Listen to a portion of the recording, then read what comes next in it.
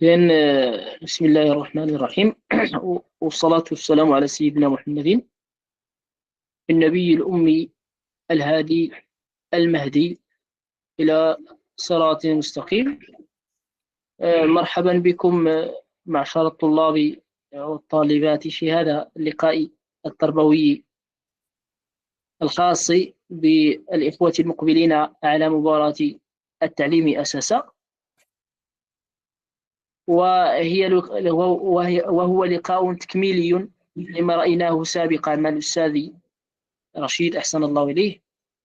وهذا اللقاء خاص بديداكتيك اللغة العربية أو بتدريسية اللغة العربية بالسلك الثانوي التأهيلي، طبعا بالمملكة المغربية. ومؤطر هذا اللقاء هو فضيلة الأستاذ عبد الله عمري، وهو مدرس لهذه المادة بمديرية تاوريرت، وهو صديق وزميل قديم، بيننا ألفة وصحبة قديمة. ونرحب به باسم المركز أثير وباسمي وباسمكم جميعا، نرحب به في هذا اللقاء التكويني، ونسأل الله سبحانه وتعالى أن يوفقنا وإياكم وإياه إلى الخير دائما وأبدا. وكما قلت لكم بداية، إن كانت لكم أو لديكم أسئلة أو استفسارات أو أو تعقيبات أو ما شابه ذلك، فالأستاذ رهن إشارتكم وأعطي له الكلمة، فليتوكل على الله. شكرا أستاذ ياسين، أخ والصديق الحبيب، حفظك الله، وشكرا جزيلا على ما تقدموه للطلبة وللأساتذة وللجميع خدمة للعلم والمعرفة وخدمة للغة العربية. جزاكم الله كل الخير على ما تقدموه. إذن بسم الله الرحمن الرحيم، والصلاة والسلام على أشرف المرسلين. اللهم اشرح لي صدري ويسر لي أمري واحلل عقدة من لساني يفقه قولي. إذن كما هو معلوم، أو يعني موضوع في واجهة هذه الندوة ولا هذا اللقاء، سنتحدث عن ديداكتيك اللغة العربية بالسلك الثانوي التأهيلي. وقبل ذلك أود أن أرحب بجميع الطلبة أو الباحثين تخصص اللغة العربية، وأتشرف بلقاء أنا من هذه التجربة المتواضعة في دراستي أو في تدريس اللغة العربية. هو الماء هو همين، اللي هو الديداكتيك ثم اللغة العربية.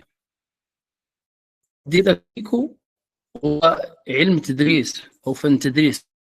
لكن سي ياسين دوك الملفات الخاصة بالديداكتيك يكون مزيان باش الطلبة يكونوا متبعين معنا على مستوى المفاهيم.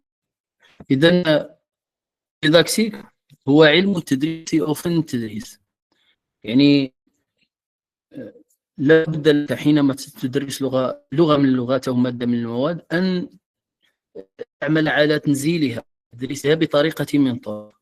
هذه الطريقة في تدريسها وتنزيلها يسمى الديداكتيك. والديداكتيك ديداكتيك عام وديداكتيك خاص. طبعا اختلاف المصطلحات.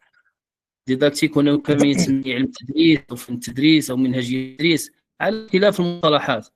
ما يهمنا هو المضمون العام بقدر ما نتوقف يعني عند المصطلحات على اختلاف ترجمتها، باعتبار هذا المصطلح وليس مصطلحا عربيا وإنما مصطلح دخيل على اللغة العربية، ولذا ترجمته إدخاله إلى اللغة العربية يختلف فيه باحثون للمترجمون في إيراد هذا وتنزيله. إذا قلت الديداكتيك نوعان: ديداكتيك عام، ديداكتيك خاص. حينما نتحدث عن الديداكتيك العام هو طريقة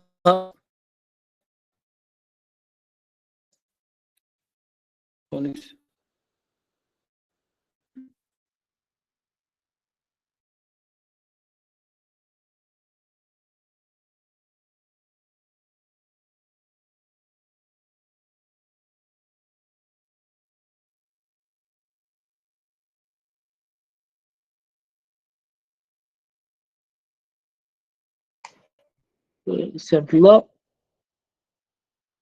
الصوت انقطع. قطع فقطع. أعتذر على هذا الخلل على مستوى الصبيب. إذا قلت أعتذر الجميع. إذا ديداكتيك، هناك ديداكتيك عام وديداكتيك خاص. الديداكتيك العام هو الطريقة، هو يمكن تطبيقه على مجموعة من المواد. الآن تسمعونني جيدا؟ الآن نعم. أحسنت، الصوت واضح إن شاء الله. نعم. قلت هناك ديداكتيك عام وديداكتيك خاص. الديداكتيك العام هذا الفن ولا هذا العلم الذي يتم به تدريس مادة من المواد، يمكن أن يطبق على مجموعة من المواد ويسمى ديداكتيك عام. مثلا أن ندرس مثلا النصوص السردية. فالنصوص السردية حينما نتحدث عن المستوى الأدبي، يعني هي لا على مستوى اللغة العربية ولا على مستوى اللغة الفرنسية ولا على مستوى اللغة الإنجليزية ولا مادة التدريس الإنجليزية. إذا استخراج الشخصيات والزمان والمكان إلى غير ذلك مما هو معروف في دراسة النصوص السردية. إذا ديداكتيك عام، إذا يمكن أن نطبقه على مجموعة من المواد، على عكس الديداكتيك الخاص الذي يطبق على مادة واحدة. وإحنا في هذه المحاضرة سنتحدث عن ديداكتيك اللغة العربية.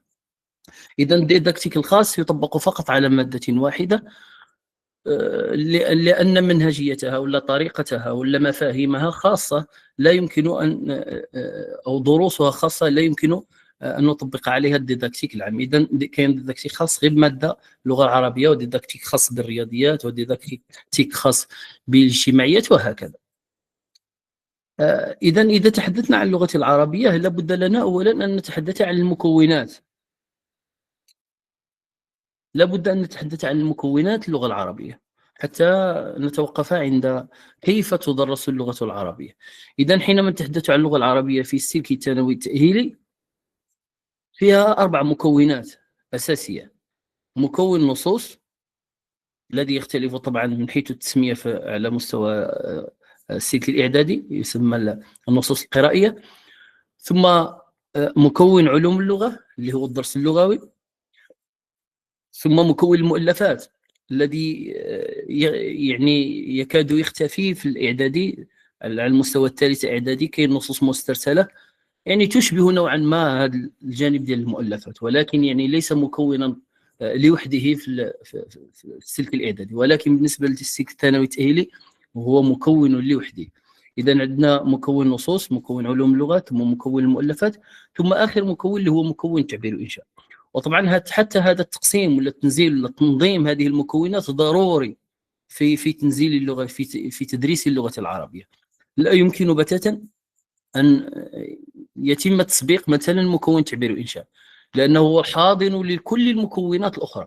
إذا ما يتم تدريسه في مكون نصوص ومن مجموعة من النصوص الأدبية، يعني على اختلاف أنماطها، سردية أو غير سردية، وعلوم اللغة بدروسها المختلفة، ثم المؤلفات التي تشبه نوعا ما يعني النصوص السردية، خصوصا حينما أتحدث عن المؤلف الأدبي بالخصوص، تشبه بشكل كبير النصوص السردية حكائية على مستوى جذع مشترك بشكل خاص، جذع مشترك أدبي، لأن هناك مؤلفات أدبية ومؤلفات نقدية سيأتي إلى ذكرها من خلال يعني تنزيل الديداكتيك كيف تدرس اللغة العربية.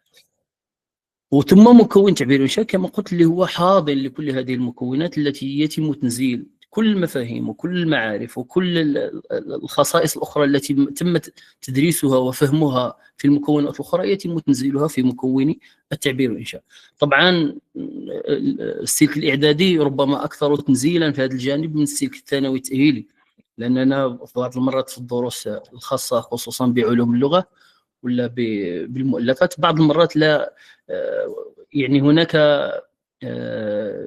تباين بين ما هو موجود في علوم اللغة وفي مكون تعبير وإنشاء، على عكس السلك الإعدادي اللي مثلا حينما ندرس ظاهرة معينة، مثلا الفاعل ولا اسم الفاعل إلى غير ذلك، يتم اعتماده ولا تنزيله في مكون التعبير الإنشائي، ويكون التلميذ مطالبا باعتماد اسم الفاعل واسم المفعول أو التمييز إلى غير ذلك في التعبير الإنشائي، على عكس ما هو موجود في الثانوي التأهيلي اللي هو مرتبط بمهارات فقط. قد يتم تنزيل في هذه المضامين هذه الدروس ضمنيا، ولكن دون أن يكون المتعلم مطالبا بها مطالبة يعني مضطر أو ملزم بتنزيلها. إذن هذا الديداكتيك العام، ديداكتيك على المكونات الخاصة باللغة العربية في السلك التأهيلي. طبعا حينما نتحدث عن ديداكتيك لابد أن نتحدث عن مجالاته.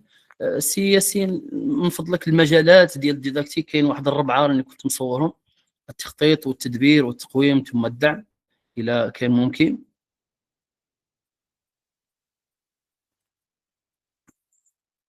إذا في انتظار أن الأستاذ ياسين يبحث لنا على هذه الوثيقة. مجالات الديداكتيك، المجالات التي يتم فيها تنزيل الديداكتيك يتم عبر 4 مراحل. المرحلة الأولى اللي هي التخطيط. لابد لنا حينما نتحدث عن التخطيط أن نعرفه أولا.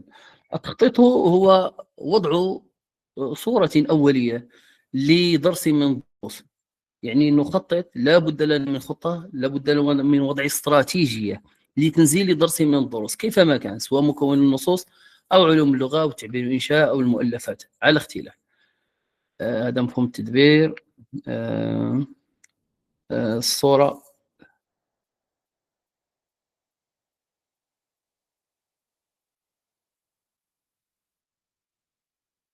اللي بعد هذه سياسي لا اللي قبلها هذه. نعم. إذا حينما نتحدث، رجع سياسي الأخرى. إذا حينما نتحدث عن مجالات الديداكتيك نتحدث عن 4 مراحل: مرحلة التخطيط، ومرحلة التدبير، ومرحلة التقويم أو التقييم على اختلاف في التسميات، وهناك فرق طبعا بين المصطلحين، ومرحلة الدعم. الدعم كما قلنا، التخطيط كما قلنا سابقا هو وضع تصور أولي، خطة مسبقة للدرس من حيث تنزيله على اختلاف مراحله وعلى اختلاف المكونات. وطبعا يتكون من 3 أنواع اللي هي رئيسية: تخطيط قريب المدى، وتخطيط متوسط المدى، وتخطيط بعيد المدى. حينما نتحدث خصوصا احيانا نهضروا على القريب المدى، تخطيط قريب المدى مرتبط بإنجاز درس أو مقطع من الدرس، يعني غادي نخدموا على واحد المقطع من درس معين ولا نخدموا على درس كامل سواء في مكون النصوص ولا علوم اللغة. وهذا تقريبا غادي نربطوه بالجدادة، هي اللي غادي نناقشوا فيها بشكل كبير ديداكتيك اللغة العربية. ثم تخطيط متوسط المدى مرتبط بتنزيل وحدة من الوحدات، يعني يكون وحدة دراسية، مثلا الأنماط السردية بصفة عامة، يعني نص سردي، نص وصفي، نص حواري، كل هذو نهضروا عليهم كمزوء لوحدها، ثم يعني نديروا لها واحد التخطيط بصفة عامة. ثم هناك تخطيط بعيد المدى اللي مرتبط بدورة، وفي بعض المرات يكون مرتبط بتوزيع السنوي ككل من حيث ترتيب الدروس. طبعا حينما نتحدث عن توزيع التخطيط السنوي، حينما نتحدث عن توزيع الدروس أو ترتيبها، حينما يبحث الباحث ولا الأستاذ في المقرر الدراسي ولا الكتاب، يلقى بأن مجموعة الدروس مرتبة بشكل معين، هو يظن أنه ترتيب منهجي من حيث وضع تلك الدروس، ولكن ليس دائما، لأن الأستاذ هو سيد نفسه، سيد قسمه وسيد مادته، ويستطيع تقديم وتأخير تلك المواد حسب ما يراه ضروريا، وما يتماشى مع ما يخدم مصلحة المتعلم ومصلحة ككل.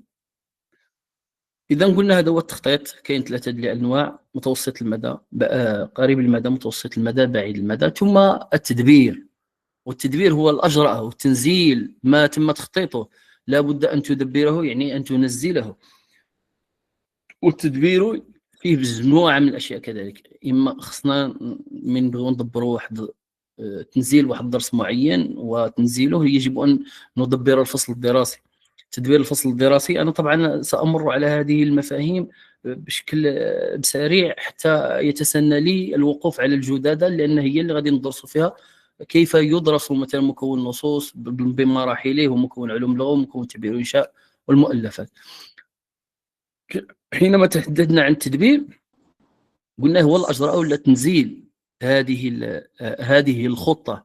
وهذا التنزيل ديال الخطة يجب أن نستحضر فيه مجموعة من الأشياء. يجب أن ندبر الزمن، تدبير الزمن يعني درس واش غادي نديروه في ساعة ولا في ساعتين ولا في 3 ساعات ولا 4 ساعات إلى غير ذلك. لأن الدرس طبعا لو سرنا ولا تماشينا مع التوجيهات التربوية بعض المرات يفرض عليك من حيث ما هو قانوني أن تنزل الدرس ولا أن تشرح الدرس في مدة ساعة واحدة فقط.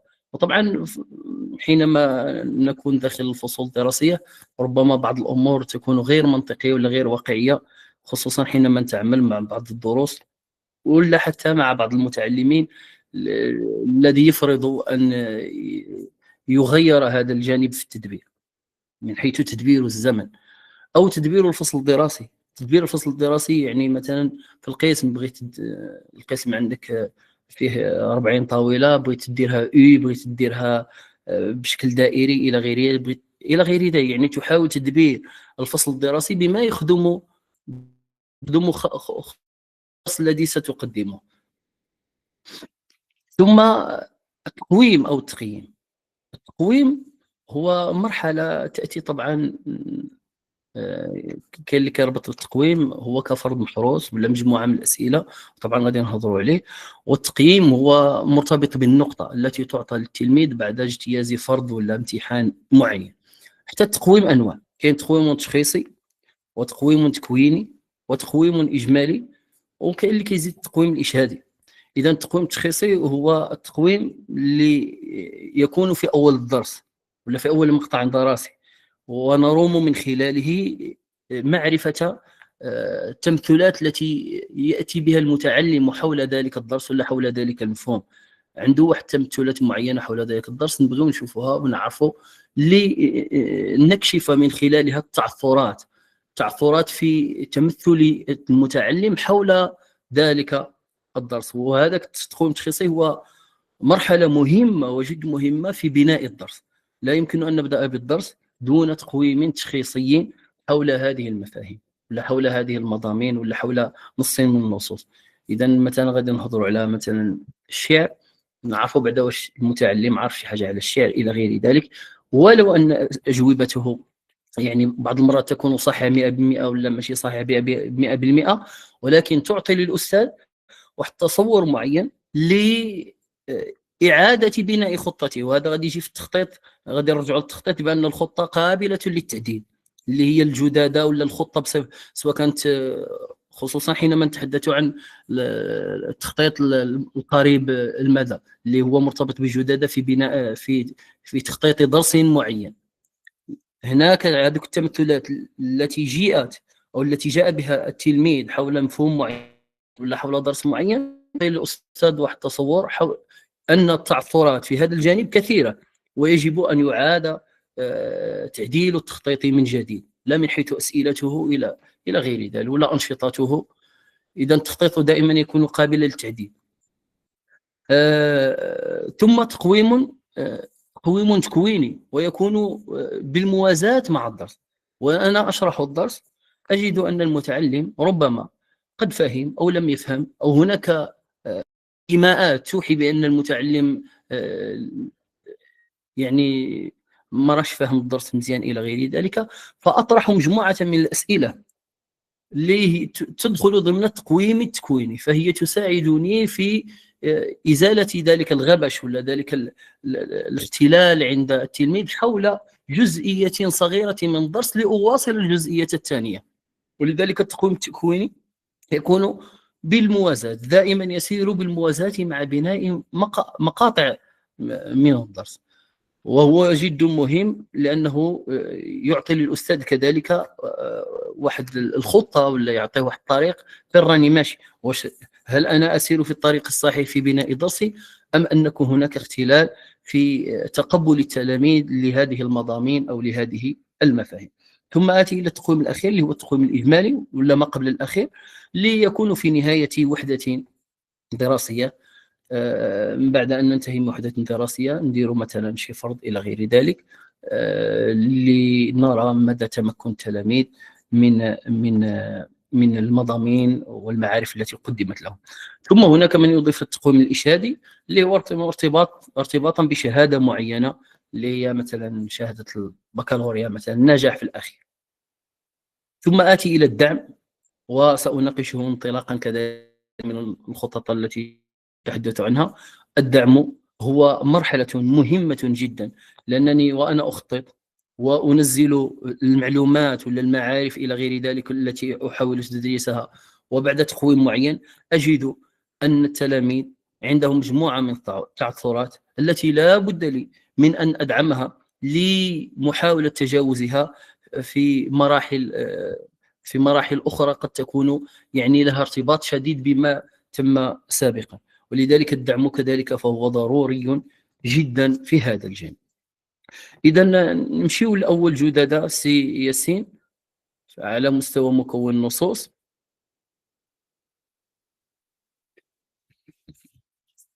سي ياسين جددات مكون النصوص.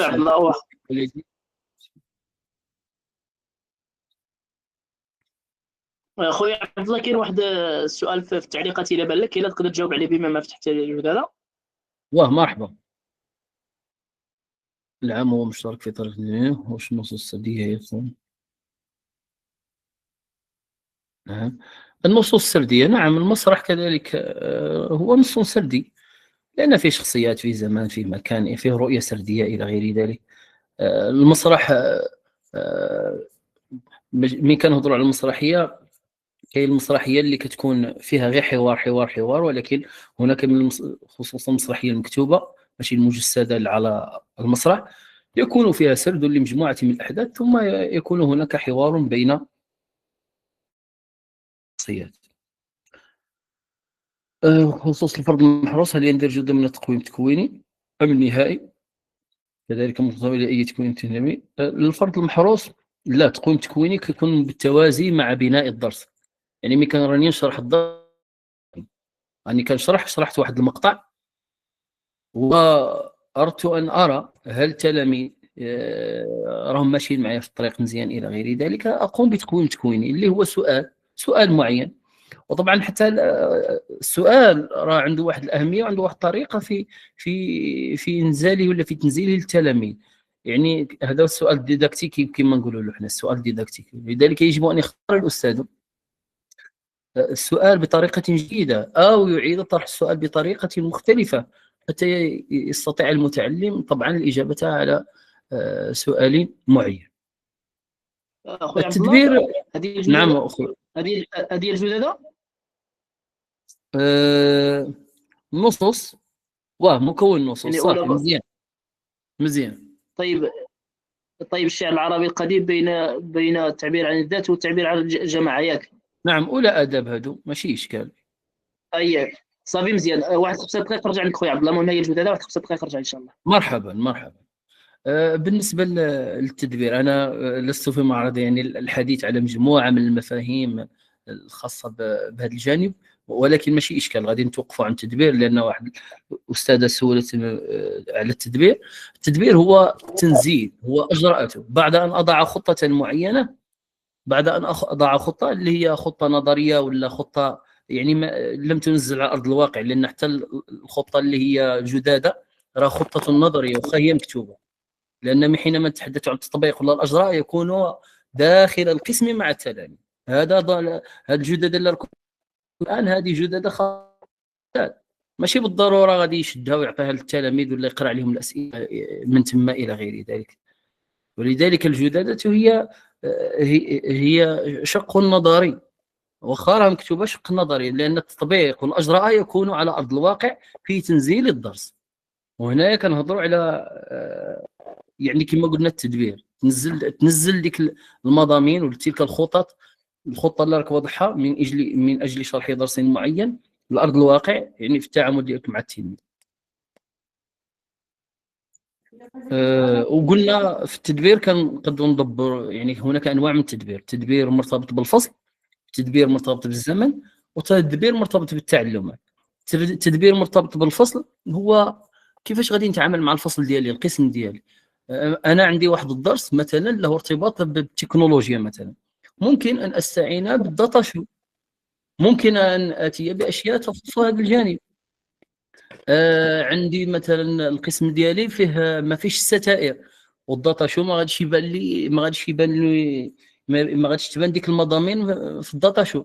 يعني خصني نمشي ندبر على واحد الستائر معينه باش نغطي، باش تكون يعني القسم مظلم الى غير ذلك، حتى يستطيع التلاميذ رؤيه هذه المضامين. مثلا احنا عندنا في مكون التعبير والانشاء في اولى علوم، عندنا مهاره تحليل الصوره. الاستاذ سواء في الفرد ولا من غير في الفرد يقدر يجيب صوره من الصور ويديرها في الداتا شو. علاش؟ لان الصوره غادي تكون موضحه بشكل كبير بالوانها الى غير ذلك، على عكس الورقه. الورقه اذا كانت فوتوكوبي كحل ابيض ربما ما غاديش تبان الى غير ذلك. اذا هذا تدبير لكل ما هو متعلق بالدرس، من حيث تدبير والزمن. تدبير الزمن قلنا عندك ساعه تقدر دير تنزل فيها الدرس، بعض المرات لا يكفي ساعه، نقدر ندير ساعتين على حسب، لان بعض المرات قد يخرج الاستاذ في تنزيله للدرس على التوجيهات التربويه الخاصه بتنزيل درس من الدروس حسب خصوصيات يفرضها الدرس ويفرضها تفرضها نوعيه التلاميذ المتواجدين بسلك من الاسلاك الى غير ذلك. السؤال الاخر: هل من منهجيه معينه يتبعها المدرس في وضع السؤال؟ طبعا هناك سؤال بسيط، وهناك سؤال مركب، وهناك سؤال معقد، وتختلف هذه الأسئلة وطريقة وضعها حسب المكونات وحسب كذلك المستقبل لهذا السؤال. لأن ممكن أن نطرح واحد السؤال بواحد الطريقة ربما لا يفهم، فأعيد صياغته بطريقة أخرى تكون أكثر، يعني أعطي إشارة للمتعلم بأنني أقصد كذا. لأن بعض المرات شرح السؤال بشكل كبير يمنح للتلميذ نوعا ما الإجابة، ولذلك الأستاذ في بعض المرات يغير السؤال بطريقة أخرى حتى لا تكون الإجابة مضمنة ضمن السؤال، فيعطيه بطريقة معينة. ولذلك تختلف الأسئلة، تختلف طرائق من سؤال بسيط إلى مركب إلى معقد، لا من حيث الأسئلة اللي كاينة في الفروض المحروسة، ولا من حيث السؤال الديداكتيكي اللي كاين في الفصل الدراسي من حيث وضع تقويم تكويني معين. المراقبة المستمرة يمكن إدراجها ضمن التقويم الإشهادي إذا كانت في الأخير هذيك يعني في الأخير امتحان ماشي مراقبة، لأن الامتحان ماشي هو المراقبة. مراقبة مستمرة حاجة، كنهضروا على التقويم الإشهادي مرتبط بشهادة، نيل شهادة. إذا على مستوى الجدادات ثم نعود إلى الأسئلة. أولا حينما نتحدث عن الجانب الديداكتيكي في تدريس اللغة العربية نتحدث عن جانب التخطيط. الجانب التخطيط قلنا كاين تخطيط متوسط المدى قريب المدى، وهو ما يمكن أن نعتبره هو الجدادة. هي هذه الجدادة، هي يجب أن تتكون من مجموعة من العناصر حتى تكون يعني مفهومة ومقروءة وواضحة للقارئ وللملاحظ الذي يلاحظ طبعا. لأن حينما نتعامل الآن مع الأستاذ يتعامل مع المفتش ولا الموجه الذي يشرف عليه، يعني ينظر إلى هذه العناصر التي يجب أن تكون مضمنة. طبعا هذه العناصر اتفق منهجيا على وضعها بهذا الشكل. طبعا هناك اختلاف في إدراج بعض العناصر سنشير إليه. إذا لابد أن لنا في الجانب العلوي أن نتحدث عن الفئة المستهدفة. هذه الخطط إلى أي فئة موجهة؟ إلى أولاباك مثلا أدب.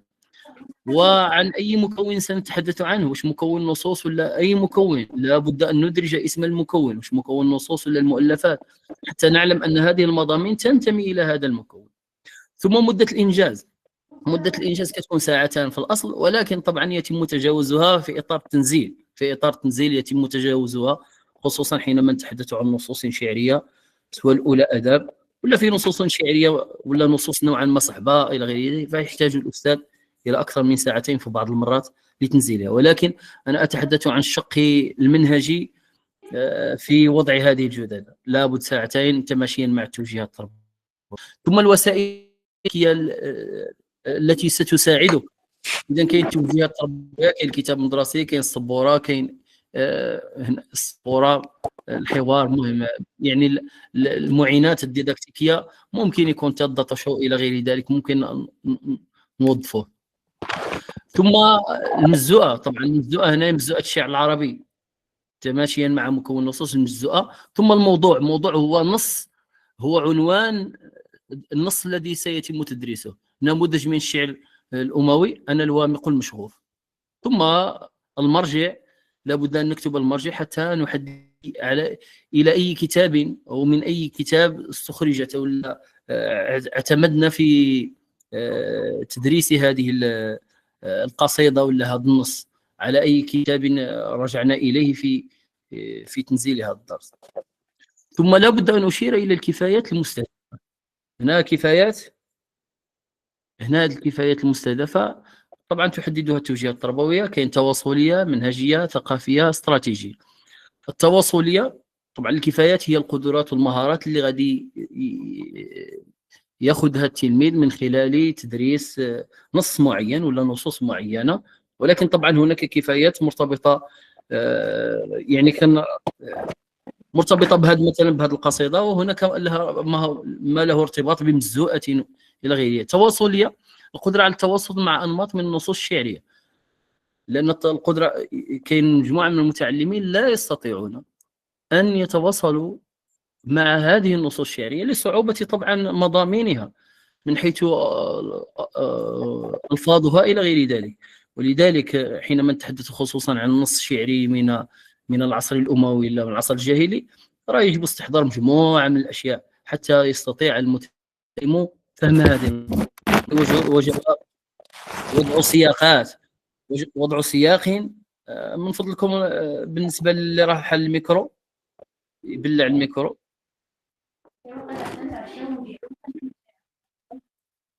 بالنسبة اللي راه حل الميكرو من فضلكم يبلع الميكرو حتى تجي وقت الأسئلة مثلا. إذا قلت مثلا حينما نتحدث عن الكفاية التواصلية، بعض المتعلمين لا يستطيعوا التواصل فعلا مع نصوص شعرية، ولذلك يتطلب خصوصا حينما نتحدث عن التمهيد وضع إطار وسياق عام لهذه النصوص، متى وكيف إلى غير ذلك. إذا تستحضر السياقات مختلفة، وهذه السياقات طبعا تكون مساعدة في الفهم ولا تكون هي المحددة في الفهم، لا بتاتا، تكون مساعدة في بعض المرات، ولكن ليست هي الكفيلة بفهم القصيدة من حيث لفظها إلى غير ذلك. والمنهجية القدرة على مقاربة النص الشعري ومثلا القديم مقاربة منهجية. إذا طريقة تعامل، يعني حينما نتحدث عن الشق المنهجي، يعني الطريقة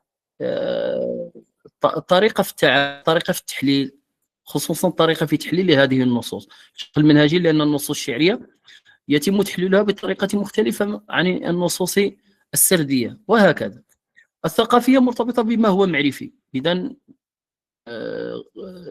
التعرف على مظاهر وتجليات التعبير عن الذات في الشعر العربي مثلا القديم، هذو نماذج فقط، لأن أنا أتحدث بشكل عام. ثقافية يعني أخذ شق ثقافي معرفي حول هذه المضامين المرتبطة بالشعر العربي القديم في العصر الأموي. والاستراتيجية هي استثمار هذه القيم الروحية إلى غير ذلك التي تعبر عنها الآثار الأدبية القديمة. احنا بنقول لك استراتيجية كيقول لك القدرة على التموقع في الزمان والمكان، يعني المتعلم سيأخذ المضامين والمفاهيم والطرائق في تحليل هذا النص، وإذا استثمرها استثمارا جيدا يستطيع من خلالها التعامل مع نصوص شعرية أخرى في مواقف أخرى، سواء تكون داخل الفصل الدراسي ولا خارج الفصل الدراسي. ولذلك قالوا التموقع في الزمان والمكان، يعني التلميذ نحن لا ندرس المتعلم من أجل أن يجيب فقط داخل الفصل أو يتعامل مع نصوص شعرية ولا سردية داخل الفصل فقط، وإنما لنحضره ليتعامل مع أشياء خارج الفصل الدراسي اللي هي في الواقع. إذا هذه العناصر لابد بحال هي هذاك لابد رأسية كيقولوا لونتيت ديال الجدادة، لابد أن تذكر هذه العناصر حتى نعلم عن أي شيء نتحدث. إذا مراحل أو العوارض تاع الجدادة تتكون من مراحل الدرس، وكاين اللي كيضيف قبل مراحل الدرس كاين اللي يضيف المدة، وكاين اللي كيديرها غير تحت التمهيد والتأطير هنايا، وكيدير مثلا 7 دقائق أو 10 دقائق المدة نتاع المرحلة. لأن كل مرحلة حنا عندنا في المراحل ديال الدرس عندنا مرحلة التمهيد والتأطير، ومرحلة الملاحظة، ومرحلة الفهم، ومرحلة التحليل، ومرحلة التركيب، وهناك من يضيف مرحلة أخرى. بالنسبة للمدة كما قلت كاين اللي كيوضع لها إطار وحده، وكاين اللي ما كيوضع لهاش إطار، يوضعها غير تحت التمهيد ولا التأطير ولا الملاحظة ولا الفهم، فيحدد لها يعني الجزء الخاص بها من حيث المدة. إذن التمهيد من حيث الشق يعني المرتبط بالتوجيهات التربوية إلى غيره وما هو منهجي 7 دقائق إلى 10 دقائق، ولكن طالما نتحدث عن درس من الدروس قد تتجاوز مرحلة التمهيد والتأطير دقائق عدة، ولذلك أنا أتحدث عن ما هو منهجي وهو مرتبط بالتوجيهات التربوية على خلاف ما هو تنزيل في أرض الواقع. لأن حينما يصبح الطالب فيما بعد إن شاء الله أستاذ هو سيد قسمه وسيد درسه وسيد، يعني يستطيع التعامل مع هذه الأمور وفق الخصوصيات الموجودة داخل فصله. صافي. إذا عندنا مراحل الدرس، كاين مرحلة التمهيد، المراحل، كاين القدرات والمهارات، يعني ما هي الأشياء التي يجب أن يكون قادرا التلميذ على أن يأخذها ويتمهر عليها في هذه المرحلة اللي هي مرحلة التمهيد والتأطير ولا مرحلة الفهم إلى غير ذلك. ثم الأنشطة التعليمية التعليمية مرتبطة بالأستاذ، والتعلمية مرتبطة بالتلميذ، ولذلك كاين اللي كيقسمها يدير أنشطة تعليمية تعلمية، يقسمها يدير التعليمية لوحدها والتعلمية لوحدها. هنا الآن راهم دايرين الفوق أنشطة تعليمية مقسمين العنصر الخاص بالأستاذ والعنصر الخاص بالتلميذ. العنصر الخاص بالأستاذ طبعا هي أسئلة غادي نجيو لها إن شاء الله، ثم الأنشطة الخاصة بالتلميذ هي أجوبة، ثم المحتوى الديداكتيكي هو المضمون الحقيقي ولا الإجابة حول الإجابة للسؤال الديداكتيكي اللي يطرحه الأستاذ. طرح الأستاذ واحد السؤال معين، فالمحتوى الديداكتيكي يكون هي الإجابة، يعني ماش نقولوا الحقيقية ولا الإجابة يعني الحقة في هذا الجانب. ثم هناك جانب آخر كاللي الآن مثلا في هذه الجدادة دايرين إجراءات التقويم والدعم. كاين اللي كيدير قبل إجراءات التقويم كيدير يعني واحد الجزء خاص بالأنشطة، يعني واش هو النشاط اللي ممكن يقوم به الأستاذ من أجل تمرير هذا المحتوى سواء في مرحلة الخاصة بالتمهيد ولا مرحلة أخرى.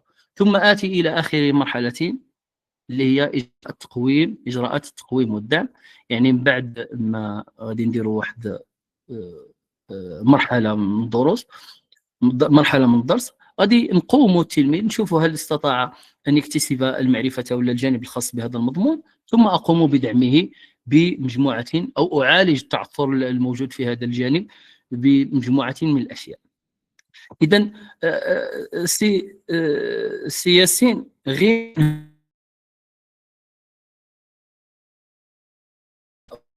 الدرس كاين التمهيد والتأطير، ثم المرحلة الثانية طلعوا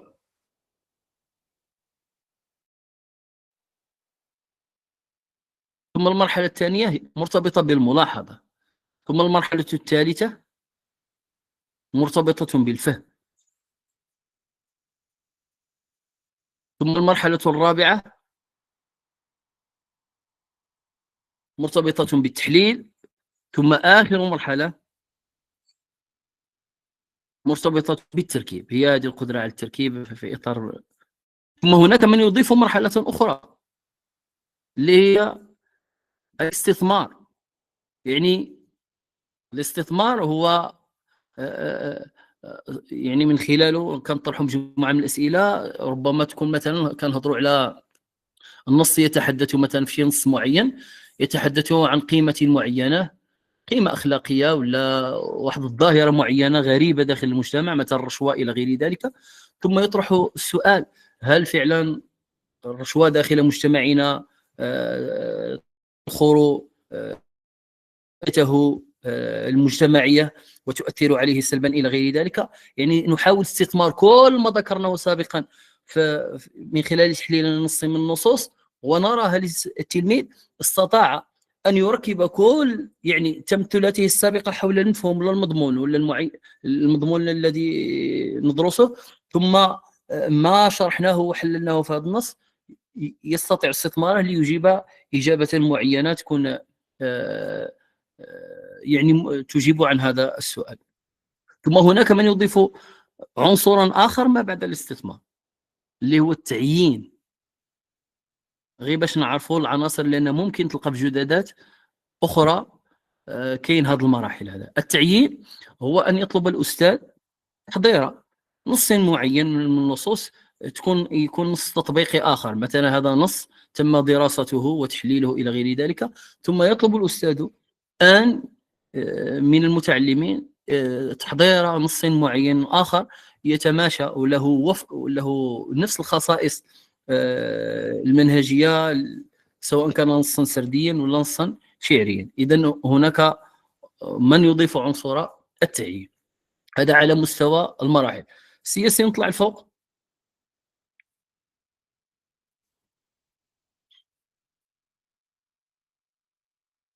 إذن حينما نتحدث عن أول مرحلة في التمهيد والتأطير،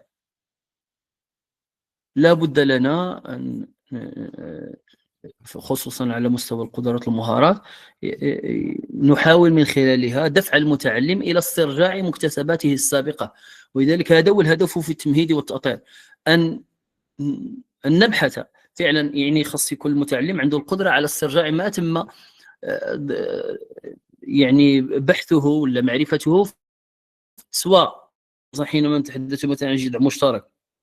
بعض المرات النص يكون النص الأول عندك في مكون النصوص نص سردي وجذع مشترك. إذن خاصو المتعلم تكون عنده القدرة على استرجاع كل المكتسبات المرتبطة بالنصوص السردية التي تم تناولها في السنة الأولى إعدادي والثانية إعدادي والثالثة إعدادي. أو كذلك في هذه المرحلة نتاع التمهيد والتأطير أن نعرف كذلك التمثلات التي جاء بها المتعلم حول هذا المضمون اللي هو مرتبط مثلا بالشعر ولا بالنثر. طلع صافي. إذا لابد في المرحلة الأولى بالتمهيد والتأطير يعني أن نمهر التلميذ ونجعله قادرا على استرجاع مكتسباته السابقة، ونعرف التمثلات حول هذا المفهوم ولا حول هذا المضمون، لأن التمهيد والتأطير يعطيك كذلك صورة لتعديل ما يمكن تعديله، لأنها قلنا هذه خطة، ولكن هذه الخطة قلنا سابقا بأن من شروطها أنها تكون قابلة للتعديل. يعني ماشي غير نجي ونطرح السؤال معين، نطرح واحد السؤال معين في مثلا في هذا الجزء هذا ماشي بالضروره غادي نطرحه منكم في الدرس، ليس بالضروره. ولذلك يمكن ان اغير الاسئله وفق الاجوبه التي جاء بها التلميذ، ولذلك يجب ان تكون قابله للتعديل، تعدل من حيث اسئلتها او الانشطه الى غير ذلك. فيطرح الاستاذ مجموعة من الأسئلة اللي ممكن أن يعتمد فيها على مجموعة من الخصائص المرتبطة خصوصا بالأنشطة. يعني في الأسئلة ممكن أننا نعتمد على نشاط معين، مثلا نعتمد على العصف الذهني. العصف الذهني هو واحد سؤال: ماذا تعرفون عن الشعر ولا شي حاجة، فتكون مجموعة من الأجوبة: الشعر هو كذا، الشعر هو كذا، الشعر هو كذا. والأستاذ في الغالب حينما يستعمل العصف الذهني خصوصا في مرحلة التمهيد والتأطير فإنه لا يصحح هذه المضامين في البداية، إذن يسمع لمجموعة من التلاميذ. هذه الأجوبة قد تكون صحيحة وخاطئة، أو جزء منها صحيح والآخر خاطئ إلى غير ذلك. فيتم استثمار كل هذه المضامين وكل هذه الأجوبة من أجل إعطاء في الأخير جواب يتماشى مع النص مثلا. إذا مثلا السؤال هنا: هل أثر الدين الجديد في مسار القصيدة العربية؟ من هو صاحب النص؟ ما مناسبة النص؟ هذا ممكن لأن كاين في الجانب التمهيد كاين اللي في التأطير لا يذكر من هو صاحب النص، يخليها الجانب ديال الملاحظة صافي. إذا الجانب تاع التمهيد هو مرتبط بأشياء تختص لها ارتباط بالنص ولا بهذه القصيدة، ولكن من حيث عناصر أخرى، ماشي من هو صاحب النص، لأن دخلنا للنص الآن. التمهيد أسئلة عامة حول الشعر إلى غير ذلك، ما عناصر الشعر، ما مضامين الشعر، ما هي المفاهيم التي تعرفون عن الشعر، كيف يكتب الشعر إلى غير ذلك. يعني لو كان هذا النص هو أول ما يدرس في بداية العام الدراسي. أما إذا كان هذا النص هنا الآن صفحة 30، يعني راه تم تدريس مجموعة من النصوص الشعرية السابقة، ولذلك ممكن أن يوجه الأستاذ مجموعة من الأسئلة الخاصة بنموذج من الشعر الآخر. حتى هذا التعبير عن، إذا كان هذا التعبير عن الجماعة، هذا النص يدخل في الشعر النموذج الخاص بالتعبير عن الجماعة، يذكر مثلا مجموعة من الأسئلة: كيف كانت القصائد السابقة الشعر الأموي التي تعبر، كيف كان تواجد الذات ولا يعني موضعية الذات داخل الشعر العربي. إذن أسئلة عامة ليرى مدى قدرة التلاميذ على استرجاع كل تلك المكتسبات، خصوصا أن الشعر الأموي، التعبير عن الذات، التعبير عن الجماعة، تقريبا هو نوعا ما درس واحد، غير الجانب الذات ولا جانب الجماعة هو الطاغي بشكل كبير بين قصيدة وقصيدة. إذن في الجانب تاع الأنشطة التلميذ يجيب التلاميذ مجموعة من الأجوبة، وقلنا اللي ممكن الأستاذ أنه يعني يستثمر مجموعة من الأجوبة، وفي الآخر يعطي إجابة معينة اللي هي الإجابة الصحيحة. نعم، في الآخر سيصحح هذه الاختلالات.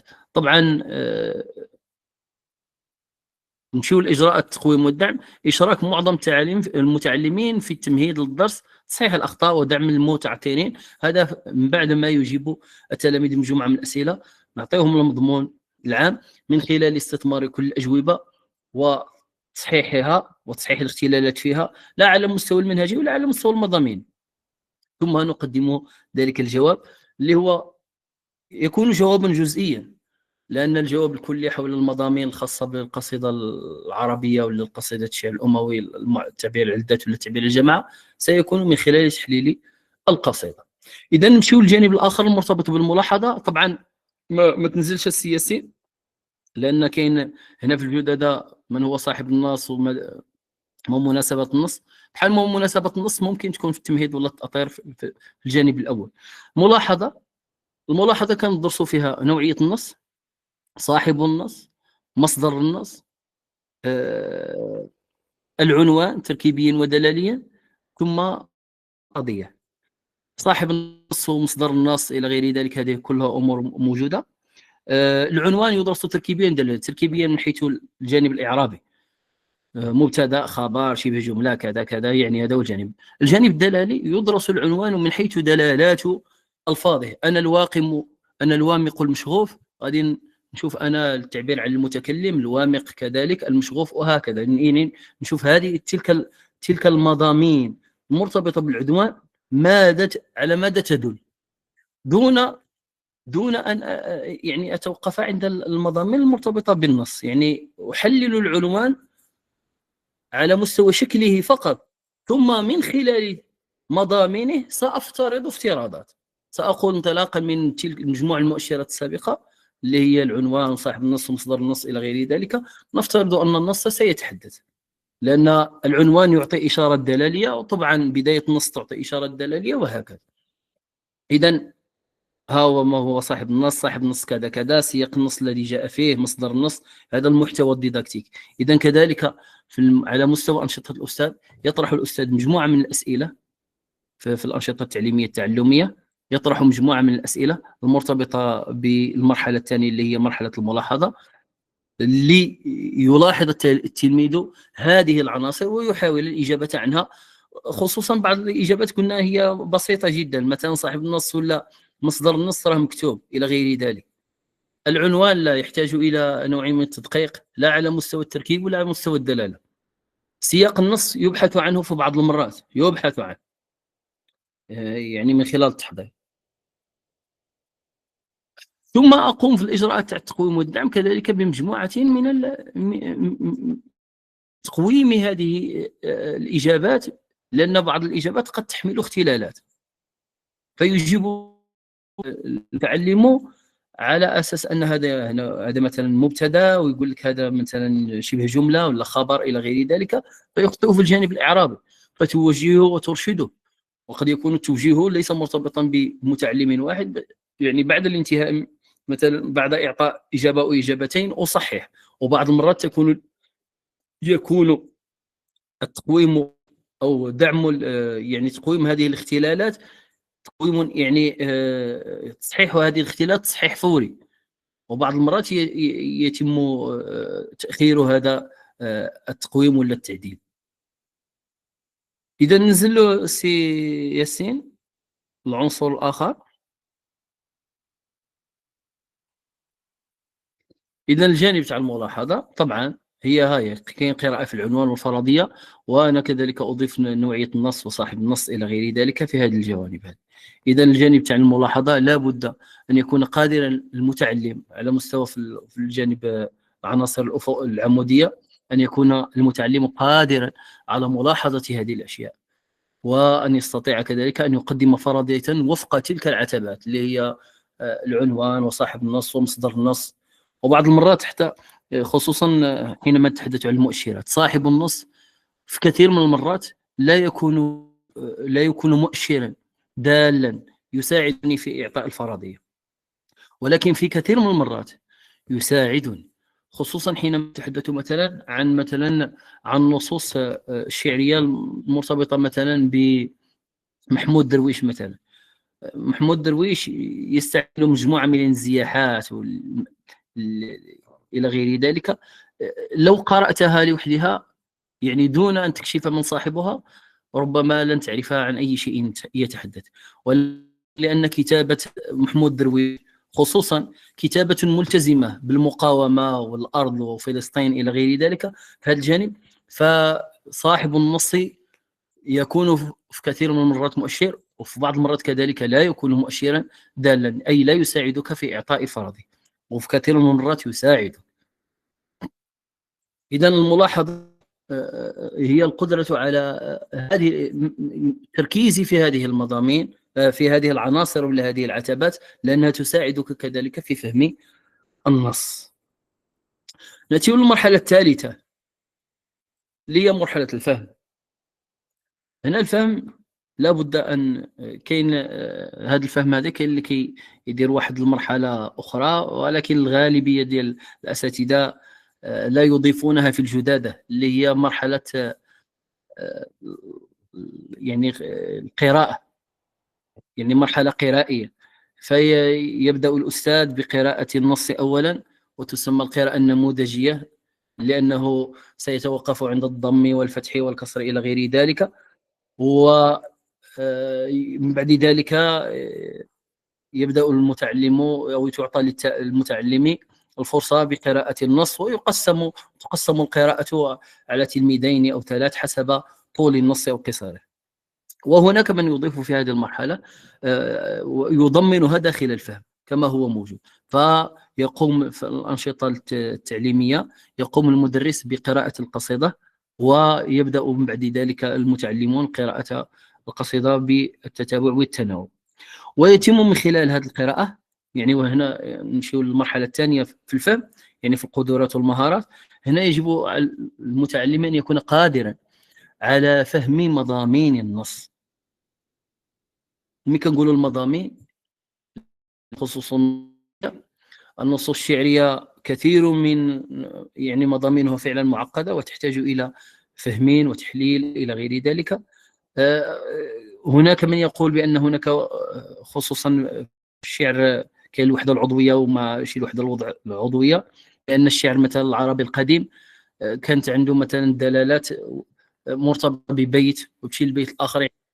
كاين نوع من الاستقلالية ما بين الأبيات الشعرية، فيمكن أن تحذف بيت أو بيتين ولا تتأثر القصيدة، ولكن ليس دائما. حينما تنظر إلى القصيدة تجد أن هناك دائما وحدة عضوية، خصوصا أن القصيدة قد تكون مثلا مدحية ولا قصيدة فخرية إلى غير ذلك، فنجد أن هناك وحدة عضوية بين جميع عناصر القصيدة. إذن يجب أن يكون في المرحلة الثانية اللي هي القدرة المهارات أن يستطيع فك هذه المضامين وتحليلها تحليلا جيدا حتى يستطيع تقديم يعني فكرة عامة حول القصيدة. ولذلك في الأسئلة التي ممكن أن يطرحها الأستاذ من خلال القصيدة قد يطالبهم مثلا بشرح كلمات معينة، أو ماذا يعني هذا البيت، أو ماذا مثلا المقطع الأول، أين يتوقف المقطع الأول. مثلا حينما تنظرون إلى القصيدة تجد أنها مثلا كان يتكلم في 4 أبيات تكلم عن شيء ثم انتقل إلى شيء آخر، فيعطي هذه الإشارات حتى يتم من خلال هذه الإشارات الإجابة على هذه المضامين، لأن هناك مضامين جزئية والمضامين الكلية هي مثلا الفكرة العامة ولا القضية المحورية حسب نمط النص. فيعطي مجموعة من الأسئلة المرتبطة بهذه الأبيات الشعرية. البيت الأول كيف انتقل من البيت الأول للبيت الثاني، ماذا يعني البيت الثاني، كيف انتقل من المقطع الأول للمقطع الثاني، ما هي الأشياء التي أشار إليها مثلا الشاعر، وهكذا. إذن يعطي مجموعة من الأسئلة قصد توجيه المتعلم لفهم هذه المضامين.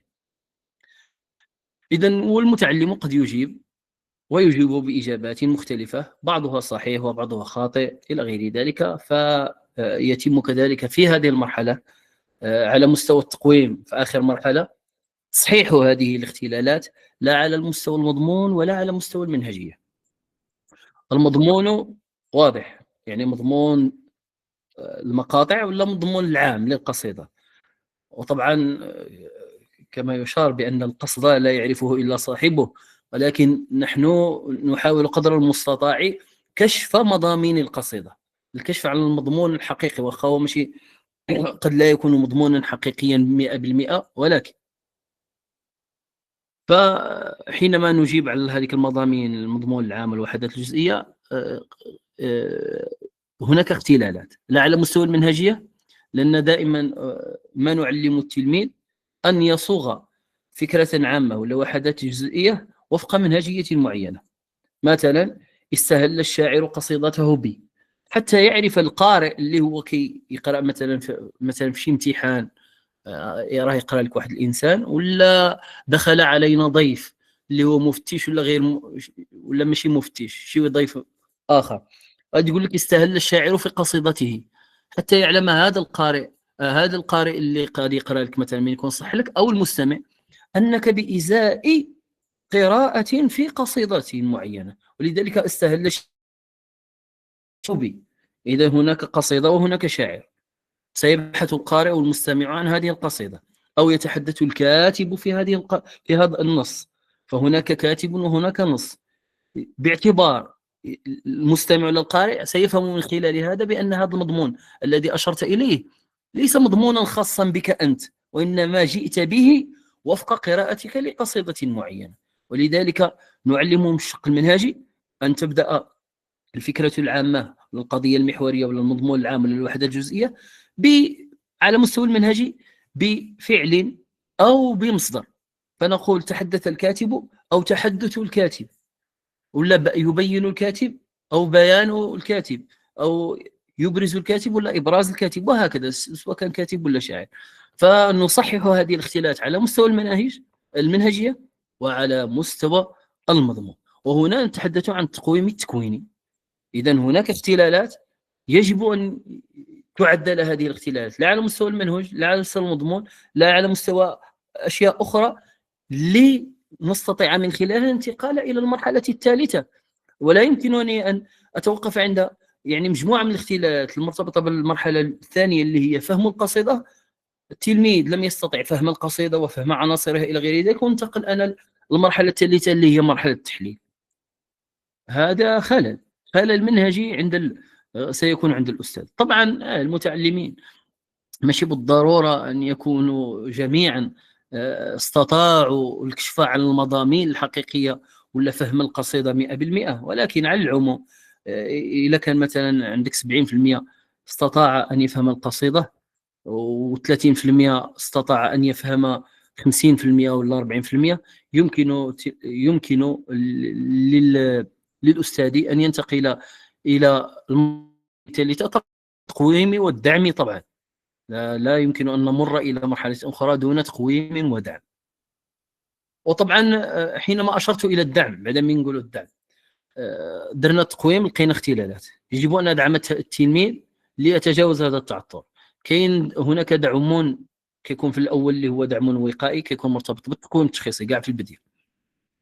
كيكون دعم وقائي يعني هذاك تحاول أن تقي التلميذ من خلال دعمه حتى يستطيع تجاوز الاختلالات ولا التمثلات السابقة، ليستطيع مواكبة باقي المراحل ولا باقي العناصر الأخرى في فهم نص ولا قصيدة ولا إلى غير ذلك. هذا كيتسمى دعم وقائي صافي. وهناك دعم آخر اللي هو نقدر نسميه دعم تكويني ولا دعم فوري، ومرتبط بشرح مضامين نص معين. بعد طبعا تقويم الدعم لمرحلة، ننتقل إلى المرحلة الرابعة اللي هي مرحلة التحليل. انتقل معي السي مرحلة التحليل. طبعا كان يجب أن أشير إلى إشارة سابقة وأشرت إليها ضمنيا، ولكن كان يجب أن أشير إليها من حيث مصطلحها. النصوص التي نتعاملها في مكون النصوص تحلل وفق ما يسمى عندنا ب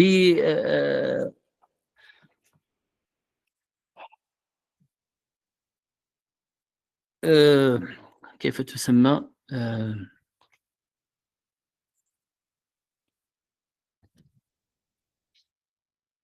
أغفلت المصطلح وتناسيته.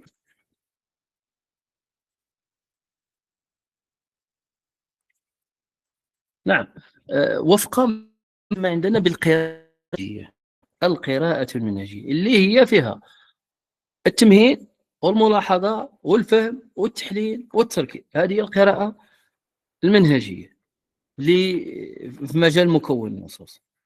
طبعا أنا أشرت إليها من حيث مراحلها ولم أشير إليها من حيث المصطلح فقط. إذن تحليل القصيدة طبعا يختلف عن تحليل نص آخر، لأن النص السردي مثلا حينما نتحدث عن النص السردي يتكون من الشخصيات والزمان والمكان والرؤية السردية والأساليب الأخرى المرتبطة بالوصف إن وجد، والوصف بالضرورة، والحوار إن وجد إلى غير ذلك، والكشف عن أنواع الحوار وأنواع الوصف إلى غير ذلك مما هو موجود بالنسبة للنصوص السردية، على عكس النصوص الشعرية وطبعا الحقول الدلالية ممكن كذلك أن تكون في النصوص السردية. النصوص الشعرية تكون حقول دلالية بالضرورة، ولكن ما هو مرتبط أو ما هو خاص بالنصوص الشعرية بشكل كبير جدا هو ما هو مرتبط بالجانب الإيقاعي ولا الشكلي فيها، حيث أن الشعر يكتب بطريقة معينة من حيث شكله ولا من حيث إيقاعاته ولا من حيث مضامينه على مستوى الصور الفنية المستعملة اللي كتسمى الصور الشعرية ولا الصور البلاغية، التشبيه، الاستعارة، الكناية، المجاز إلى غير ذلك. إذن هذين العنصرين خصوصا بشكل كبير في النصوص الشعرية تقريبا عنده واحد الخصوصية بالنص الشعري بشكل كبير جدا، لأن ممكن أن تلقى شي صورة شعرية في نص سردي عادي اللي هي التشبيه والاستعارة، ولكن حينما نتحدث عن وجود هذه العناصر يكون بالضرورة موجود في النصوص الشعري. لا يمكن أن نتحدث عن نص شعري ولا نتحدث عن التشبيه والاستعارة والكناية اللي هي الصور الشعرية ولا الصور البلاغية. ثم الإيقاعية بالضرورة، يعني على أي بحر نظمت هذه القصيدة من البحور الخليلية 16 ولا مثلا لأن هناك بحور أخرى أضيفت لما بعد الخليل، خصوصا في واحد الفترة من الفترات. طبعا كاين الموشحات إلى غير ذلك ما هو شعري، ولكن المهم حنا ما يهمناش هذا الجانب هذا، لأن ما يهمنا هو هذا الجانب تاع تنزيل نص شعري. إذا قلنا في التحليل هنا أن يكون المتعلم على مستوى القدرات والمهارات قادر على تفكيك وتحليل عناصر النص، تفكيك وتحليل عناصر النص من حيث جميع خصائصه الفنية. هذا نص شعري خصنا نجبدوا المعجم، الألفاظ الدالة على كذا والألفاظ الدالة على كذا، الصور الشعرية بالضرورة تشبيه، استعارة، كناية، مجاز، ولماذا وظفها، ما هي وظيفتها. إذا هناك وظيفة لاستعمال الصور الشعرية. حينما نتحدث مثلا عن المحسنات البديعية كذلك، المحسنات البديعية السجع والطباق والجناس إلى غير ذلك، لماذا وظف هذا الجانب؟ التكرار إن وجد تكرار الكلمات له وظيفة. إذا يفكك كل العناصر أو الخصائص الفنية المرتبطة بالقصيدة. على أي بحر نظم الشاعر قصيدته، كذلك البحور مساعدة في النظم، وكانت في بعض المرات يختار بحر أو وزن من الأوزان ليتماشى مع مضمون القصيدة. مثلا قصيدة فخرية يستعملوا لها مثلا البحر ديال الطويل ولا البسيط بشكل كبير، ليس بالضرورة ولكن بشكل كبير، ولكن لا يمكن، ماشي لا يمكن، ولكن من غير واش نقول، من غير المقبول. ولكن مثلا حينما نتحدث عن منهوك الرجز مثلا، هذا كاين كبحر من البحور، منهوك الرجز على جوج تفعيلات، ما يمكنش اننا نستعملوا جوج تفعيلات من اجل المدح ولا الفخر. المدح ولا الفخر ولا الوصف يحتاج الى كلمات كثيره لتصف شخصا، ولا تصف الطبيعه، ولا تمدح شخصا او تفتخر بنفسك ولا بقبيلتك، تحتاج الى مضامين كثيره. لذلك لا يمكن ان تستعمل بتاتا من هوك الرجاز ولا شي بحر شعري اللي هو صغير جدا من حيث شكله. لذلك يجب ان تستثمر البنية الإيقاعية بشكل يتماشى مع مضمون القصيدة. إذا من الأسئلة التي يمكن أن تطرح عاوتاني من حيث المستوى الأنشطة التعليمية التعلمية، ما هي مثلا الحقول الدلالية المستعملة؟ طبعا هذا سؤال عام، ولكن مثلا ماذا تلاحظون من خلال استعمال، من خلال شرح الشاعر ولا وصف الشاعر كذا على أي شيء كان يركز في وصفه وهو يصف هذا الشخص ولا يمدح هذا الشخص، ما هي العناصر الأخرى التي وظفها؟ فيقول بأن وظف جانب مرتبط بالطبيعة وجانب مرتبط بالإنسان مثلا. طبعا هنا كاين عنصرين آخرين، أنا لا أتحدث على هنا مثلا صاحب الجددة في هذه القصيدة دير ألفاظ دل على الحب وألفاظ دل على المعاناة، ثم نبحث ما هي الألفاظ الدالة على الحب، استخرجها. فيستخرج التلميذ مجموعة من هذه الكلمات الدالة على الحب.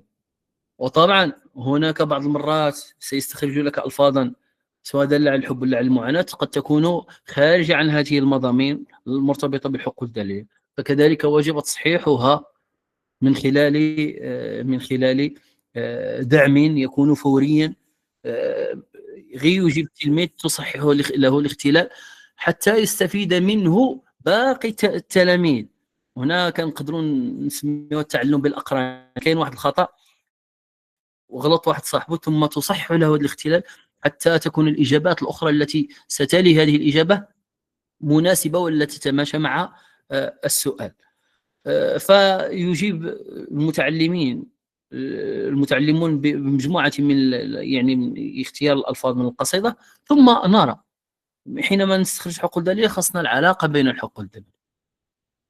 عندنا جوج ديال الحقول ولا ثلاثة إلى غير ذلك، فنقول ما العلاقة؟ الحب والمعاناة باين بأن الحب هو سبب المعاناة مثلا، فتكون العلاقة سببية. طبعا هناك أنواع من العلاقات، سببية، جزئية، تكاملية إلى غير ذلك. طبعا من الأنشطة التي يمكن أن تعتمد خصوصا في مكون علوم اللغة ولا مكون تعبير إنشاء، مكون النصوص بعض المرات لا تسعف الأستاذ أن يستعمل هذا النشاط، هو العمل بالمجموعات. يعني مجموعة، يعني في الجانب تاع الأنشطة في هذه المراحل العمودية، الأنشطة يمكن أن يعمد الأستاذ إلى العمل بالمجموعات. وهنا كاينها طرائق في التنشيط حتى تكون هناك واحد الدينامية داخل القسم، ما تبقاش واحد النمطية ولا واحد الرتابة من حيث الأسئلة ولا في التعامل مع المراحل. مشينا من الحقول الدليلية، ما هي العلاقة إلى غيرها، فيجيب، خصوصا حينما نتحدث عن قسم يكون فيه مثلا جوج ديال المتعلمين ولا ثلاثة هم المتفوقين والآخر ربما ضعيف جدا، فهنا يجب أن نستثمر هذا الجانب الخاص بالتنشيط، فنستثمر العمل بالمجموعات. وهناك مجموعة من يعني نقدروا نديروا مثلا مجموعة نتاع 6 في 6، وهذه المجموعة نتاع 6 في 6 يعني كنديروا 6 6 6 6، وكل 6 دقائق يعني نخليهم 6 دقائق فيجيبون على الجواب، ثم ننتقل السؤال كذا. إذا يمكن أن نستثمر كذلك هذا الجانب اللي هو العمل بالمجموعات من أجل أن أعطي حركية ودينامية للقسم تساعدني في بناء الدرس، لأن المتعلم الآن وفق المقاربة الجديدة هو محور العملية التعلمية. ملي كنقولوا المحور هو الأساس، هذا جانب، ثم جانب آخر هو الذي يبني تعلماته، ما نقولوا بنفسه، ولكن طبعا تساعده، أنت تولي مساعد منشط ميسر، ماشي تجيب على الأسئلة، ماشي نعطيه السؤال ونجيب عليه، لا، أعطي سؤالا ربما قد يكون غير مفهوما فأعدله بطريقة معينة حتى أساعده قصد الجواب أو قصد الإجابة عن السؤال. فهذا التعلم بالأقران جدا، العمل بالمجموعات. طبعا بعض النصوص ولا بعض المكونات قد لا تسعفنا كأساتذة من خلال تنزيل هذه المضامين، ولكن في بعض المراحل قد يكون الأمر واردا ومستحبا بشكل كبير حتى نعطي هذه الدينامية كما قلت للتعلم. فعلى المستوى كذلك التقويم والدعم أقوم الآن في كل مرحلة، سواء في المعجم ولا من خلال استخراج صور شعرية. مثلا قبل أن ننتقل لآخر مرحلة، صور شعرية هذو آداب درس التشبيه والاستعارة والكناية والمجاز، قراو 4 ديال الدروس قراوهم في الجذع المشترك أدبي، وقراو راس صفحة 30، يعني قراو 2 ديال القصائد ولا 3. إذا القضية ديال معرفة التشبيه والفرق بينه وبين الاستعارة، ولا الفرق بينه هذا الشيء بين المجاز أو الكناية، هذه الأمور يجب أن يكون متمكن منها المتعلم، ولكن طبعا لا نجد المتعلم متمكن من كل هذه العناصر. فسيجيب التلميذ استخرج التشبيهات الواردة في القصيدة، ولا ما هي الصور الشعرية كسؤال أولي، ما هي الصور الشعرية؟ فيجيب المتعلم الصور الشعرية هي التشبيه والاستعارة والكناية والمجاز. استخرج هذه العناصر، استخرج هذه الصور الفنية، فيستخرج لك تشبيها، فيستخرج لك استعارة ويقول أنها تشبيه. هنا ممكن أن يتدخل التلميذ فيصححه لزملائه ولا لزميله. هنا كنهضروا على التعلم بالأقران، فيسمح له بالإجابة عادي جدا. أو إذا لم يكن هناك أي جواب، يقوم الأستاذ بدعم فوري حتى يتجاوز هذا الاختلال، لأن هذا الاختلال ما نخليهوش حتى يفوت، لا، في ذيك المرحلة وغلط التلميذ نصحح هذا الاختلال. هذا ليس تشبيها، وإنما ربما قد يعطي تلميذ آخر الإجابة فبها وبنعمة، وإن لم يعطي فنصحح هذا الاختلال بأنه استعارة، وأبين بشكل سريع الفرق ما بين التشبيه والاستعارة، لأن مرحلة مرتبطة بعلوم اللغة بشكل كبير، وحتى أستطيع إكمال يعني باقي مقاطع الدرس.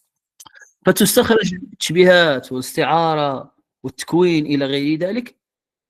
نعم، ممكن يعني بعدها من استخراج الصور تكوين، وعاود من نديروا تقويم تكويني نجد أن هناك اختلالات، أو بعد أن نستخرج غير التشبيهات أو استخراج الاستعارات فقط، أقوم بتقويم تكويني، لأن تقويم تكويني قلنا مرتبط بمرحلة من المراحل، ماشي مرحلة يعني التحليل كامل، لا، مرحلة من قراءة مقطع من المقاطع ولا يعني خاصية منهجية تخص القصيده. ما قلتش مقطع يعني تيفوت التحليل عاد نديرو تقويم تكويني، ماشي بالضروره.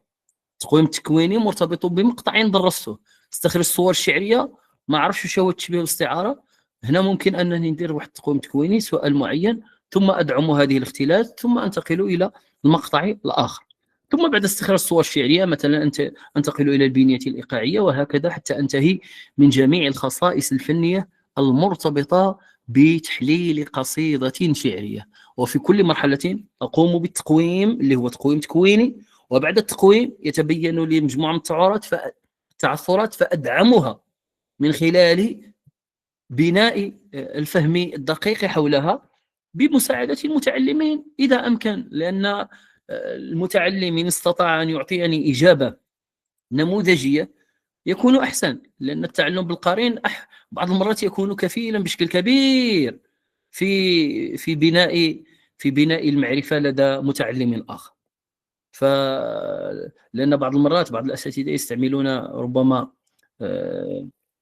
يعني طبقة عالية من حيث الشرح والتفسير، من حيث اختيار الألفاظ، وهنا هذا إشكال. هنا هو ما يسمى احنا عندنا في الجانب الديداكتيكي النقل الديداكتيكي. النقل الديداكتيكي راه عندك واحد المدة مدرسة. أنا كأستاذ قريت في الجامعة وماستر وما نش عارف واش، قريت الاستعارة والكناية والمجاز، وقريت إلى غير ذلك، وقرأتها عند الجرجاني السكاكي وقريتها. ولكن هذيك كتسمى المادة العالمة، واحد المادة مرتبطة بالعلماء وإلى غير ذلك، ومادة صعيبة يصعب على التلميذ أن يفهمها. ولذلك واش غادي دير؟ غادي تولي هذيك المادة تحاول تنزيلها بطريقة معينة. نعم، المعرفة العالمة، فتحاول تنزيلها حتى تصبح قابلة للتدريس. ماشي نجيب له أنا تعريف ديال مثلا تشبيه اصطلاحا ويكون شي تعريف صعيب جدا عند شي عالم من العلماء نتاع اللغه سابقا، فاعرف التلميذ اعطيه التعريف الاصطلاحي بهذاك الجانب. ماشي بالضروره، لان ممكن نعطيه ذاك التعريف الاصطلاحي ما يفهم فيه حتى لعبه. ولذلك يمكن تجاوز هذا التعريف الاصطلاحي بتعريف اخر انا استطيع ان ابسطه بشكل يكون قابلا للفهم. طيب، اذا وهذا كما قلنا هذا ما يسمى عندنا في النقل الديداكتيك، احنا عندنا ما يسمى بالمثلث الديداكتي. عندك استاذ، عندك معرفه، عندك تلميذ. الاستاذ فعلاقته بالمعرفه راه كيكون واحد مرتبط بالجانب التدريس، ويكون واحد المحور اللي هو محور معرفي. المدرس فعلاقته بالمتعلم هذا محور تواصلي كتواصل معه، وهنايا خاصك تختار الكلمات والالفاظ والمصطلحات حتى تنزل العمليه، تنزل المعرفه. وطبعا هذا مرتبط بالتعليم. ثم المتعلم في علاقته بالمعرفه هذا محور سيكولوجي، ولا سموه محور سيكولوجي لانه مرتبط بالتمثلات. المتعلم عنده تمثلات حول ظاهره، حول مفهوم، حول خاصيه معينه، عنده واحد التمثلات، عنده واحد المعارف معينه في راسه حول واحد المضمون. فيمكن ان تكون هذه التمثلات صحيحه او تلك التمثلات خاطئه. اذا في النقل الديداكتيكي لا بد ان انقل الماده العالمه ولا المعرفه العالمه واجعلها قابله للتدريس، لان المعرفه العالمه ولا المعرفه المدرسه ولا المعرفه القابله للتدريس ولا المعرفه المدرسه قد لا تكون ميسره للتلميذ لفهمها، فاجعلها قابله للتدريس اي ابسطها بشكل يتناسب مع خصوصيه القسم. إذا بعد الانتهاء من التحليل أنتقل إلى المرحلة الأخيرة اللي هي مرحلة التركيب. سياسي التركيب، وهنا يجب أن يكون المتعلم قادرا من حيث القدرات والمهارات، قادرا على إعادة تركيب ما تم تحليله سابقا من حيث الملاحظة والفهم والتحليل، كل هذه العناصر. وهنا يطلب الأستاذ أن تعطى أو أن يعطي التلميذ خلاصة تركيبية. وطبعا الخلاصة التركيبية ممكن جدا أن يضيف إليها المتعلم رأيه الشخصي حول هذا المضمون الذي قدم في هذه القصيدة وهذا النص، وهذا أمر مستحب بشكل كبير، لأننا نريد أن نبني تلميذا قادرا على النقد وقادرا على تقديم رأيه، ماشي يعيد تركيب ما تم سابقا. هذه إعادة تركيب هي إعادة شكلية.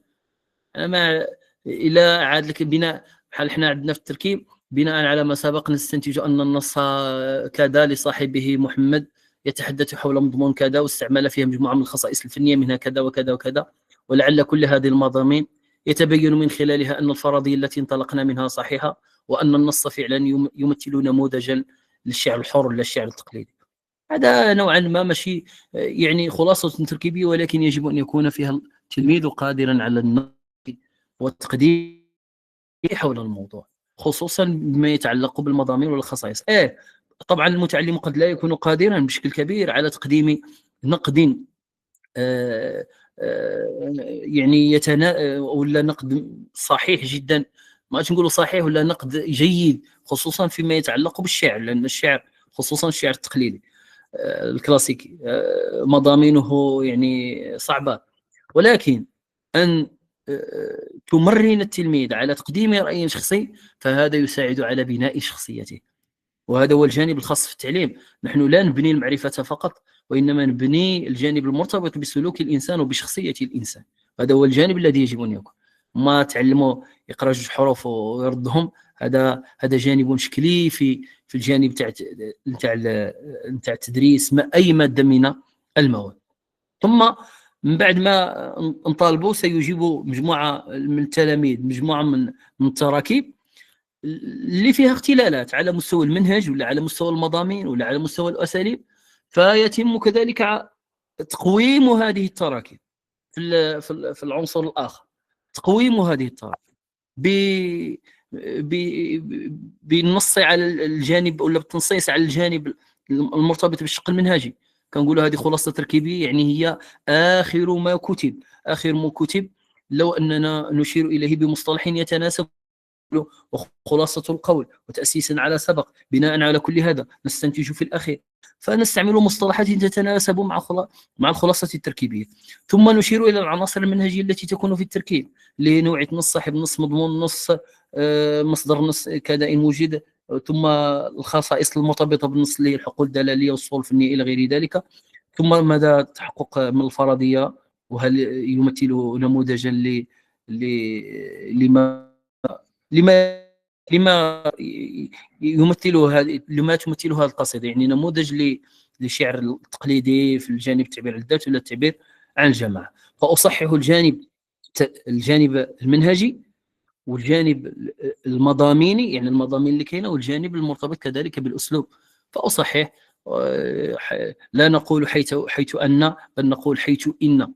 مثلا قلت وإن كان هذا، خصك جواب، لأن هذه الشرط خصه جواب الشرط، وهكذا. يعني تمرن التلميذ منهجيا ومضامينيا وأسلوبيا حتى تكون مضامينه صحيحة. هذا على مستوى مكون النصوص. تقريبا كل النصوص يتم تدريسها بهذه الطريقة، تختلف مضامينها ولا خصائصها من نص إلى آخر، ولكن هذه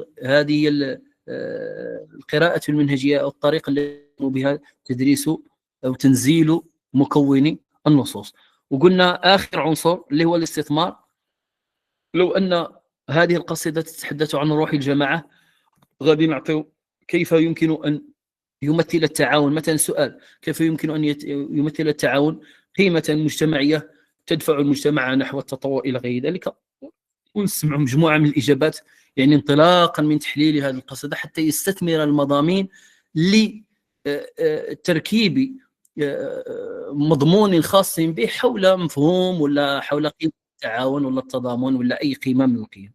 وآخر عنصر قلنا اللي كاين اللي يزيدوا اللي هو التعيين، يعطى بحال تخدم شي قصيدة أخرى. ولكن العناصر تقريبا هذه العناصر هي تقريبا المعادة والمكررة في مجموعة من الخططات المرتبطة بالتخطيط طبعا قريب المدى اللي هي الخطط اليومية ولا الجدد. هذا على مستوى مكون النصوص. نشوفوا بعد ولما كان نمشيو مكون علوم اللغة ونشوفوا على حسب الوقت، مانيش عارف السي اس سي واش غادي يقولنا، الله اعلم. سي اس سي الله يعطيك خير، جزاك الله خير، نفع الله بك. الآن تقريبا انت راك في ساعة ونص، يعني بداية جزاك الله خيرا. والمهم اللي عندي واحد المقترح، وانت شوف الانسب. يعني واش يتيسر لك لقاء اخر مع الاخوه؟ واه عادي جدا، مرحبا مرحبا، نحن في خدمة طلبة والباحثين والإخوة والأخوات، نحن في خدمتهم. الله يرضى عليك. اذا صافي، هنا فيما يتعلق نتوقفوا على المكون النصوص، ونزيدوا لك واحد شويه ديال الوقت، المهم بين 20 دقيقه ونصف ساعه. المهم الان الوقت نخليو الاسئله ديالهم، اذا كان شي اخوه عندهم شي اسئله. ما رايك خويا عبد الله؟ مرحبا مرحبا مرحبا. صافي صافي مزيان. يعني الان بالنسبه للكلام حول جذاذة مكون النصوص، يعني قد انهى الحديث عنها بتفاصيلها بشكل دقيق. والان يبقى مساله الاسئله. لك شي اسئله نتشارك فيها اخويا عبد الله؟ ومرحبا، جزاك الله خيرا. حفظك الله، شكرا جزيلا. إذا أولا أبدأ بالأسئلة اللي راه كاينة في المساجات، ومن بعد نعطيو السياسيين، أعطي الإخوة والأخوات اللي راهم هازين يديهم. صافي. ان شاء الله ان شاء الله. مم. التقويم التشخيصي له وظيفة توجيهية، والتقويم التكويني له وظيفة تعديلية، والتقويم الإجمالي له وظيفة المصادقة. نعم، هذا هو الجانب. أستاذ، كيف يمكن تتوزع حصص مخصصة لمكونات اللغة في مسلك الأدب الثانوي؟ بالنسبة للمكونات، عندنا في الثانوي التأهيلي كيكون جوج سوايع، ساعة ساعة ساعة. وفي الغالب أن الأساتذة يستثمرون ديك جوج سوايع لمكون النصوص. هنا عندنا المكون التالي اللي خصو يكون هو مكون تعبير وإنشاء. أنا قلتها سابقا، كاين مكون نصوص، مكون علوم اللغة، مكون المؤلفات، عاد مكون تعبير وإنشاء. غير كاين بعض الأساتذة بحال مثلا أنا هذا العام راني كنقري عندي 2 ساعة، وأنا لا أريد أن أستثمر ساعة في مكون نصوص وأتمها في ساعة أخرى، ما كنقسمهاش، كنخدم نستثمر جوج سوايع ديالي. اثنين أبدأ بمكون المؤلفات، ثم مكون نصوص نبدا فيه نهار الثلاث، ثم الاربع عندي مكون علوم اللغه، ثم الخميس عندي مكون تعبير وانشاء، وهكذا. شي مرات قد تتيسر يجي الاثنين عندك جوج سوايع مباشره، ندير جوج سوايع هما اللي مكون النصوص. صافي. ولذلك عندي المكون الاخير هو مكون علوم، هو مكون تعبير وانشاء. بالنسبه للاعدادي، لا، الاعدادي عندهم علوم اللغه مرتبطه بداك الشيء اللي قراوه في النصوص. يعني قراو شي حاجه في النصوص، غادي يمشيو يقراو اسم الفاعل كذا كذا، ومن بعد غادي يستثمروا في مكون التعبير الانشائي. المهم عندهم هما خصوصيه. حنا عندنا لا، حنا كدرس مثلا مثلا اشير واحد المثال، مثلا جذع مشترك عندي في مكون النصوص، نصوص سرديه، وصفيه، حكائيه، حواريه، هذا الجانب. في مكون علوم اللغه عندي اول درس بلاغه الاقناع وبلاغه الامتاع. هاد بلاغه الاقناع خصوصا كيهضر ويشبه نوعا ما المجاز، ولكن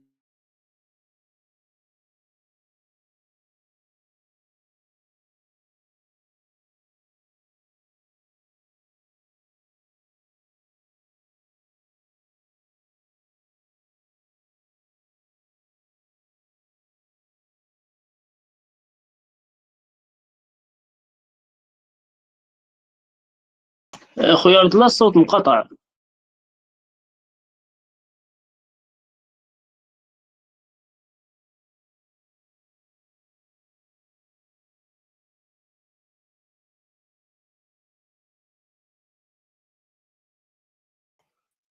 خويا عبد الله، بالنسبه للصوت منقطع. لم نعد نسمعك، بارك الله فيك.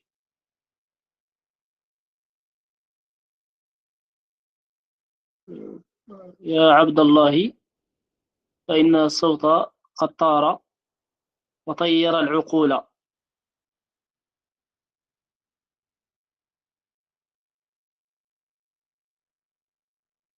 طيب، ننتظر عودته. ننتظر عودته.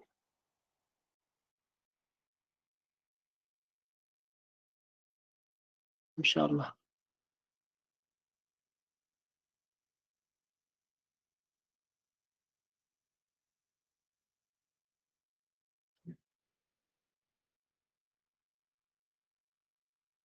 سبحان الله، يعني لا أدري الصوت قطع.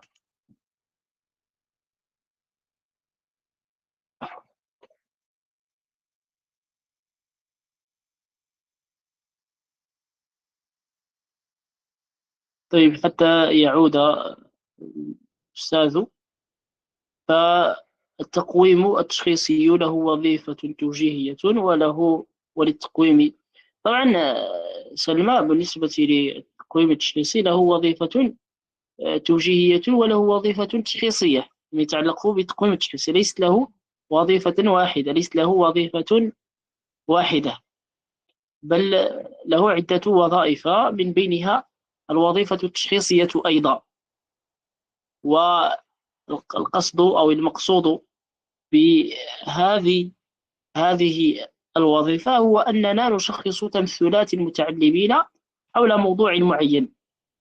فكما ذكر الأستاذ سابقا، مثلا الآن بالنسبة لهذه القصيدة، هي قصيدة مجنون ليلى، فبداية المدرس قد يسأل المتعلم عن هذا، عن ليلى وقيس بن ملوح، فيحاول استخلاص تمثلاتهم حول هذا الشاعر، فقد تكون لديهم تمثلات صحيحة وقد تكون خاطئة، وبالتالي فيعمل المدرس بعد ذلك على تعديل هذه أو توجيه هذه التمثلات الخاطئة وتثبيت التعلمات الصحيحة. هذا كل ما في الأمر. عبد الله، عدت يا أخي، والعود أحمد. أعتذر مرة أخرى لجميع الطلبة والباحثين. لا إله إلا الله محمد رسول الله. مرحبا. بالنسبة للأسئلة، معليش. غالبية الأسئلة مشات، ما بقات ليش هنا، لأنه ولي دخلت من جديد، لا ما عرفتش الأسئلة، كل شيء مشات، ما مش عارف. طيب أقرأ عليك من بينها. أبدأ من البداية إن شاء الله. هذا كنت أجبت عنه. التدبير أيضا تحدثت عنه. نعم، مريم التميدي قد أجبت. واحد طالبة أشارت إلى المكونات، كنا نجاوبوا على المكونات، الترتيب ديالها في اللغة العربية من تما.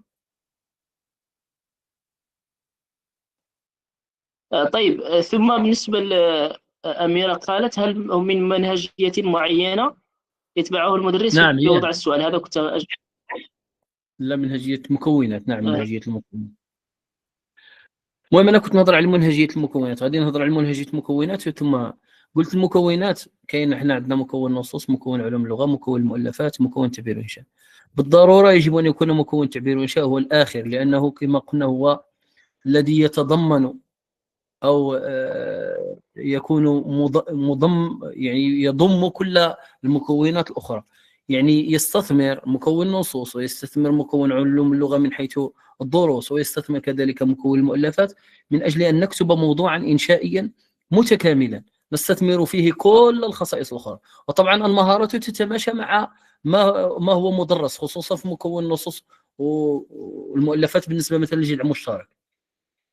فمثلا في النصوص جذع مشترك عندهم نصوص سردية، وعندهم في المكون مؤلفات نص سردي، يعني مؤلف أدبي. ومكون العلوم اللغة يعني أساليب فيها انزياح، فيها مثلا كاين استعارات، تشبيه إلى غير ذلك. يعني هذه الأمور يمكن أن نستثمرها في كتابة موضوع إنشائي. الشق المنهجي مضمن كذلك بطريقة أخرى، لأنني وأنا أقرأ نصا من النصوص نتاع مثلا مكون النصوص، راه باديه، احنا كنا نهضروا في الخطط السرديه على ان القصه تبدا بمقدمه ثم انتقل الى ما يسمىش العرض. المهم ما يتلو المقدمه في النص. عندنا مثلا حاله المقدمه ولا حاله البدايه كتكون بالمقدمه، وحاله الوسط فيها الحدث المحرك ولا المفاجئ الذي يغير لي حركيه النص ولا حركيه النص السردي. يعني مثلا شي نص ماشي اللي من مثلا محمد قصد ان يشتري كذا كذا، فهطلت الامطار، وبسبب هطول الامطار اتجه الى. هذا هو الحدث المحرك ولا المفاجئ ولا الذي غير منحى السردي في الجانب النص ثم انتقل الى منحى اخر. ثم تليه بعد ذلك العقدة، هذو العناصر المكونة في الخطط السردية. ثم يأتي الحل، ثم نهاية القصة. ضمنيا فكأنني أشير إلى المقدمة والعرض والخاتمة التي يجب أن يتميز بها أو تتميز بها كتابة لنص سردي ولا قصصي معين ولا حكائي معين. فضمنيا ما هو موجود، فيكون مكون تعبير إنشاء يعيد التركيز على هذه المضامين من منطلق نص معين يكون موضوعا، ونكشف هذه العناصر. إذا عندنا مكون نصوص، علوم اللغة، مؤلفات، ثم آخر حاجة هي مكون تعبير إنشاء. طبعا هذه الطريقة تختلف خصوصا عند العلميين عندهم غير جوج سوايع. واش كنديروا؟ كنقريو مكون نصوص، علوم اللغة، ونوليو الساعة اللي موراها ولا السيمانة اللي موراها نقريو مكون نصوص، مكون تعبير إنشاء. هذا بالنسبة للعلمي. الأدبيين لا، عندنا مكون نصوص، علوم اللغة، مؤلفات، تعبير إنشاء. بصح العلميين عندهم غير جوج سوايع بالنسبة للثانوي التأهيلي. كنستثمروا الساعة الأولى المكون نصوص، ثم الساعة الثانية مكون علوم اللغة، ثم الساعة الأخرى اللي غادي تجي الأسبوع الجاي النصوص، تتمة النصوص، ثم الساعة اللي موراها مكون تعبير إنشاء. الباك آداب، كاين تخصص آداب وكاين تخصص علوم إنسانية. وحدين عندهم 4 سوايع، وحدين عندهم 5 سوايع. 5 سوايع بحالهم بحال عادي، يقراو مكون نصوص، علوم اللغة، مؤلفات، تعبير إنشاء. لكن بالنسبة 4 سوايع اللي هم علوم إنسانية عندهم إشكال، غادي يقراو مكون نصوص 2 سوايع وتبقى لهم 2 سوايع. كاين غير مكون علوم لغة ومكون المؤلفات. كاين راه مكون تعبير إنشاء، غادي نقريو مكون نصوص 2 سوايع، ومكون علوم لغة في ساعة، ومكون المؤلفات في ساعة. هذه الأسبوع الأول. الأسبوع الثاني الذي يليه نقريو مكون نصوص، مكون علوم اللغة، والمؤلفات ما نقراوهاش، نقريو مكون تعبير والإنشاء. يعني الدورات تكتمل على مدار أسبوعين، عاد نكملوا نوصلوا للتعبير والإنشاء. وكذلك بالنسبة للأولى علوم وجود علوم العلمي والثانية علمي، فهما تكتمل الدورة للإحاطة بجميع المكونات على مدار أسبوعين. كنديروا نتناوبوا ما بين المؤلفات والتعبير إن شاء الله. راني قلتها الأسبوع الأول مكون نصوص 2 سوايع، مكون علوم اللغة في ساعة، مكون المؤلفات في ساعة. 4 سوايع هادو بالنسبة للعلوم الإنسانية اللي عندهم 4 سوايع في الباك آداب.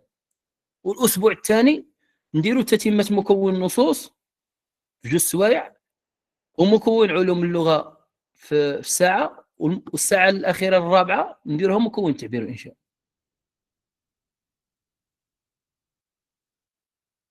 ظاهرتين لغويتين مثل تفضل السياسي. الله يعطيك الخير. غير واحد الأخت كانت سولت على مسألة تمحيص الفرضية في أي مرحلة تكون، واش في مرحلة التركيب ولا؟ نعم، تمحيص الفرضية حتى نتبين هل الفرضية التي انطلقنا منها صحيحة ولا غير صحيحة. الفرضية هي احتمال. من الشق المنهجي أنا كنقول هذا الكلام ديالي، لأن حقيقة حينما نتعامل مع فرضية للقراءة، مشى التلميذ قرأ النص، لو أنه قرأ النص، قرأه وحضره وكذا وكذا، القسم وندير فرضية. فرضية القراءة كنطلقوا مناش غير من مؤشرات خارجية، يعني بلا ما قرينا النص وحللناه وفهمناه. لذلك فرضية ممكن أن تكون من الشق المنهجي جيدة حينما نتعامل مع أول مرة في تواصلنا مع النص. يعني مين بدينا قرينا النص أول مرة ولا شفناه أول مرة؟ ماشي تلميذ جاء قرأ وحلل وفهم وجاوب على كلش ونجوا للقسم ونقول له اعطينا الفرضية. إذا الفرضية هي كشق منهجي في بعض المرات، خصوصا حينما يكون التلميذ يعني حلل جميع تفاصيل النص، تكون من الشق المنهجي غير جيدة. ولكن هم لماذا يدربون ولا يعلمون؟ يعني لاش كاينه هذه في الشق المنهجي؟ لأنهم يمرنونهم ويمهرونهم. علاش؟ من يجي الامتحان، شي امتحان يعني يشوف واحد المؤشرات ومن خلالها كيبني واحد التصور، وهذيك فرضية كتسمى احتمال. إذا ممكن أن تكون صحيحة ب100%، وممكن ما تكون صحيحة، فيها شي اختلالات، صحيحة 70% إلى غير ذلك. ولذلك فرضية القراءة لا نمحص ونتبين صحتها من خطئها في الملاحظة ولا في الفهم إلى غير ذلك، حتى ننتهي، يعني حتى العنصر الأخير اللي هو التركيب، لأن ما يمكنش تعرف نص سردي من خلال الفهم فقط. غير قريت الفهم يهضر لك على المضمون العام، الأحداث الجزئية والأحداث العام والأحداث الجزئية. الأحداث العام والأحداث الجزئية هو عنصر من عناصر النص السردي، فرى الشخصيات، فرى الزمان، فرى المكان، فرى الرؤية السردية، فرى كذا فرى كذا. ولذلك حتى ننتهي من جميع تحليل النص السردي عاد نكشف هل الفرضية التي انطلقنا منها صحيحة، وفعلا هل النص يمثل نموذجا لهذا نمط اللي هو قصة ولا رواية ولا إلى غير ذلك، نص شعري. صافي.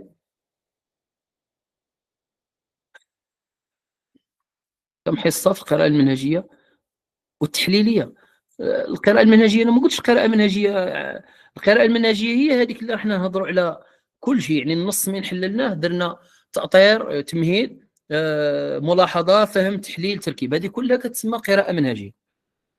كم حصة ماشي بالضرورة. شوف، احنا على مستوى التوجيهات التربوية ولا في علاقتنا مع المفتشين التربويين، نص شعري خصك ديروه في مثلا بجوج سوايع مثلا قانوني، ولكن من غير الممكن بتاتا أن نعمد إلى هذا. فما يهم الأستاذ هو أن يستطيع المتعلم ويكون قادرا على فهم وتحليل واستيعاب هذه المضامين، سواء كانت ساعة ولا ساعتين ولا 3 سوايع.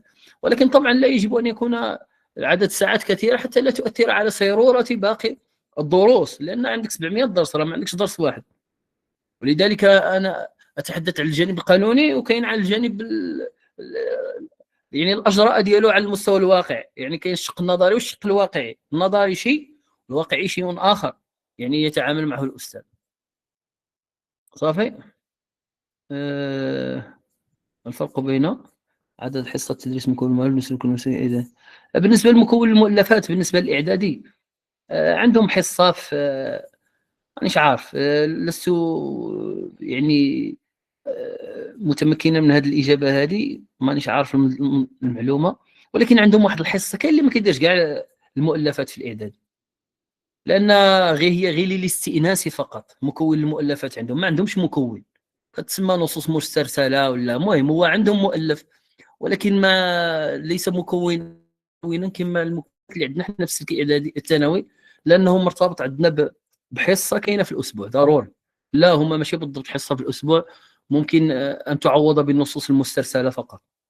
ولذلك كاين اللي ما كيديرش مكون المؤلفات كاع، وكاين اللي كيستأنس به استئناسا مرة في الشهر ولا مانيش عارف بحال هكذا. أنا ماشي أستاذ ديال الإعدادي باش نحكم ولا نعطي إجابة في هذا الجانب. حنا لا، مكون المؤلفات عندنا عنصر ولا مكون من مكونات اللغة العربية في السلك الثانوي التاهيلي، يعني خصك ديروا حصة في الأسبوع. قصدت كم حصة تخص المؤلفات. المؤلفات راه جاية، ما راه عندنا كنقراوها عبر منظورات الست والمنظورات الأربع، ما بغيتش نهضر عليها الآن. عندنا المؤلفات كنقراوها عبر قراءات، قراءة توجيهية، قراءة تحليلية، قراءة تركيبية، حتى نخليو لها واحد الحصة أخرى المرة الجاية باش نرتبطوا بمكون النصوص بشكل كبير. ملفات ممكن، إلا كانت شي ملفات مرحبا بالفرح جدا. نرسلهم السياسيين والسياسيين يصيفطهم لكم ولا يحطهم شي، مرحبا بالفرح، نحن في خدمتكم. السياسيين شي واحد هز يدو ولا شي حاجة مانيش عارف. طيب الميكروفون مفتوح، يعني الإخوة اللي عندهم شي سؤال ولا يطرحوه مباشرة، ومرحبا بكم الشباب.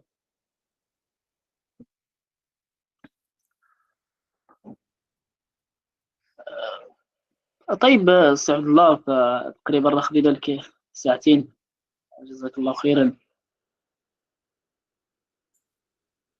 نعم تفضل. الله يجازيك بالخير. ان شاء الله مرحبا تعالى بك الله. نتواصل معكم، نشوف الوقت اللي مرحبا يناسبك ان شاء الله تعالى. مرحبا مرحبا. نحن في خدمة أهل العلم والمعرفة، وتقاسمنا متواضعا في هذا الجانب. هذا مجهود متواضع حاولنا أن نتقاسمه مع الإخوة والأخوات حتى يتيسر لهم إن شاء الله بإذن الله أن يجتازوا مباراة التعليم بشكل جيد ويحصلون على مراتب جيدة، وإن شاء الله ينجحوا بإذن الله ونشوفهم زملاء معنا في العمل. وشكرا جزيلا كذلك لكم لأنكم استمعتوا، لأنكم طرحتوا الأسئلة. هذا كيبين رغبة عند الطلبة في هذا الجانب. شكرا جزيلا للجميع، وإن شاء الله لنا لقاء آخر. سأتواصل مع الأستاذ ياسين لنحدد موعدا آخر نواصل فيه ديداكتيك اللغة العربية على مستوى مكون علوم اللغة ومكون المؤلفات ومكون التعبير والإنشاء إن شاء الله. الله يعطيك الخير. بالنسبة للحضور، كاين الحضور سواء على جوجل ميت، وكاين الأخوات على الفيسبوك، كاين الأخوات على اليوتيوب. يعني راه ما شاء الله. كاين الإخوة اللي ما يتيسرلهمش جوجل ميت كيدخلوا غير بالجماس تاع الفيسبوك. والله يعطيك الخير خويا عبد الله، راه كاين الحمد لله، كاين الحضور كثيف ما شاء الله. الحمد لله. الله اللهم لك حفظكم الله وشكرا جزيلا، ودام لكم الخير والنجاح بإذن الله جميعا. بالتوفيق. الله يعطيك خير سيدي، جزاكم الله خيرا وشكرا على تلبية الدعوة، وإن شاء الله تعالى نتفق على ميعاد ثاني ثم نخبر الطلاب بذلك. سبحان ربك رب العزة عما يصفون وسلام على المرسلين والحمد لله رب العالمين.